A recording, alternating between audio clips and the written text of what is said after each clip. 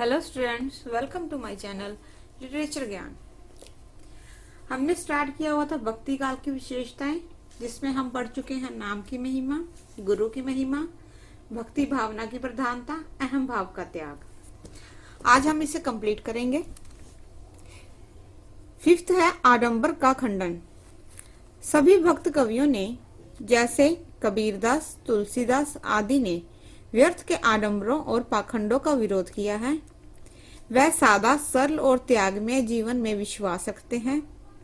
इसलिए उन्होंने आडंबर रहित भक्ति भावना को प्रधानता दी है।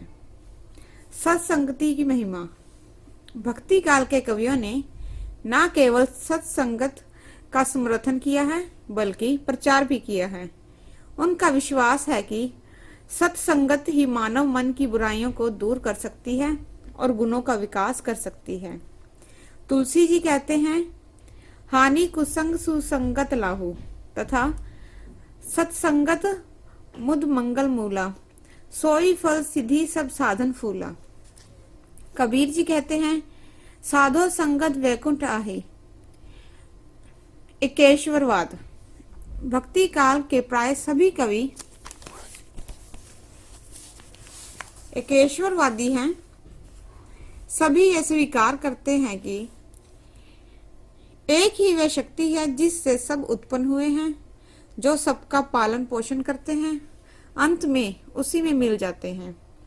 हाँ, अपनी अपनी मान्यताओं के अनुसार उन्होंने इसे विभिन्न नामों से पुकारा है, जैसे कोई शंकर, कोई कृष्ण तो कोई राम।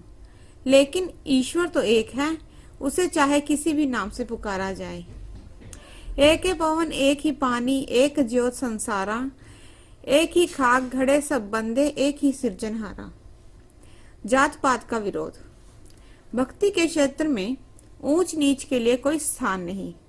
कबीरदास जी तो स्पष्ट कहते हैं कि जात पात पूछे नहीं कोई, हरि को भजे सो हरि का होई। यहाँ तक कि वर्ण व्यवस्था को मानने वाले तुलसीदास जी ने भी निषाद को राम के गले मिलाया है। भीलनी के झूठे बेर राम को खिलाए हैं। कृष्ण जी भी सामान्य जाति व ग्वालों के साथ छीना झपटी करते हैं और उनके साथ खेलते हैं। समन्वय भावना। यह भक्ति काल की बहुत महत्वपूर्ण विशेषता है।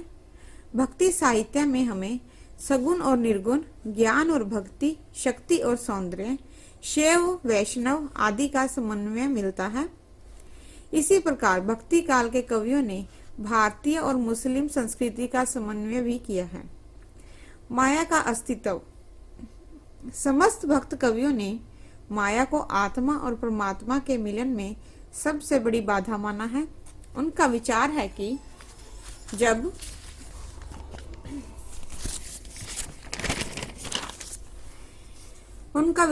कि जब तक माया का पर्दा जीवन की आंखों पर पड़ा रहता है, तब तक उसे यथार्थ का ज्ञान नहीं हो पाता और ना ही वह ईश्वर को प्राप्त कर सकता है। इस प्रकार हम देखते हैं कि यद्यपि भक्ति साहित्य में कहीं कहीं सैद्धांतिक मतभेद होते हुए भी कुछ प्रवृत्तियां समान रूप से प्रवाहित रही हैं और इसी कारण भक्ति काल एक महत्वपूर्ण काल है।